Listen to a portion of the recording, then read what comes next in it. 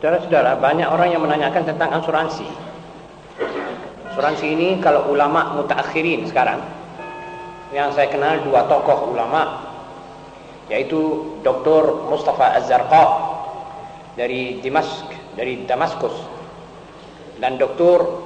Muhammad Isa Abduh dari Kairo. Dua-duanya ulama fuqaha yang mengetahui 8 mazhab, dan dua-duanya pula intelek. Sekolahnya juga di Perancis tentang hukum. Jadi mereka ngambil hukum internasional dan amma hukum fikih, dan Islam sudah lengkap bagi mereka. Dua-duanya ini pernah bertukar pikiran di Kuwait, di mana saya hadir. Rupanya ada sedikit perbedaan tentang asuransi barang. Satu mengatakan asuransi barang boleh, tapi asuransi jiwa dan nasib hari depan anak-anak, itu mereka anggap itu satu syubhat, yang mereka mengatakan itu karahah, tahrim. Sebab asuransi jiwa agak sedikit bertentangan dengan prinsip dari tawakal kepada Allah. Dan ada sifat-sifat komersil yang mempunyai arti gharar, baik dalam asuransi jiwa maupun asuransi barang, dan itu gharar masih tetap ada.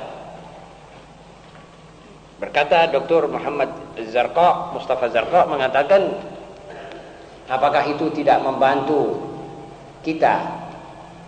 Kalau asuransi barang kita kirim ke Eropa, asuransi kalau rugi, ya, kalau terbakar dibayar. Kata Dr. Muhammad Isa Abduh, kelihatannya begitu, tetapi kaum asuransi tidak bahlul. Kalau musim malapetaka banyak, mereka tidak menerima asuransi. Waktu Perang Dunia Kedua, syarikat-syarikat asuransi tutup. Tidak mau mengasuransikan beras yang mau dikirim kepada umat yang hampir kelaparan di satu pulau.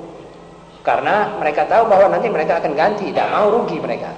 Jadi sifat pertolongan sudah tidak lahir, tidak tampak lagi. Jadi soalnya sebetulnya komersial. Kemudian asuransi jiwa agak sedikit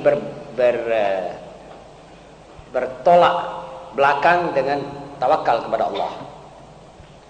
Juga mengasuransikan anak-anak.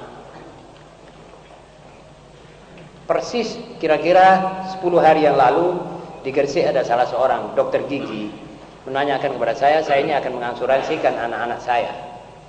Saya juga jawab apa yang dikatakan oleh para ulama tadi yang saya kenal. Lalu saya bilang sebetulnya asuransi anak-anak pun tidak mustahak sekali kepada seorang muslim. Sebab kita yakin bahwa anak-anak kita punya rezeki ini, rezekinya anak-anak ini akan dijamin oleh Allah. Kita asuransikan atau tidak? Nenek moyang kita dari zaman-zaman berzaman tidak pernah mengasuransikan. Tapi alhamdulillah anak-anaknya yang dapat rezeki banyak, ya dapat banyak, yang dapat sedikit ya sedikit, seperti mana yang sudah ditentukan oleh Allah Subhanahu wa taala dalam kitab dan Lauhul Mahfuznya.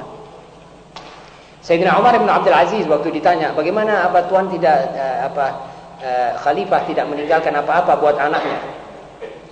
Dia bilang, saya punya anak-anak ini adalah manusia. Kalau mereka ini anak soleh, tidak perlu saya tinggali apa-apa. Allahu yatawalla shalihin. Allah akan mengurus persoalan orang-orang yang soleh.